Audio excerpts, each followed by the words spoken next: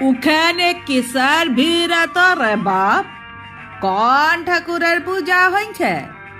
হাঁটু তক পিরান পরা, এক মুখ দাঁড়ি, গলায় মালা, উনা লিখা গান হইছে। মদনা বইলে, তুমি নাই শুনো খুড়া? উনি হইছেন হামদের রবি ঠাকুর। উনার আজকে জন্মদিন বটে না?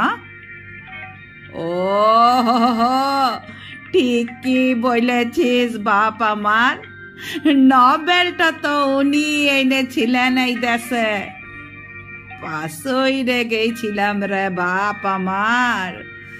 বয়স হইল 4-15। ক্ষমা কর, ঠাকুরের পায়ে দণ্ডবত করি। হ্যাঁ ঠাকুর, তোমার বছর বছর জন্মদিন হোক।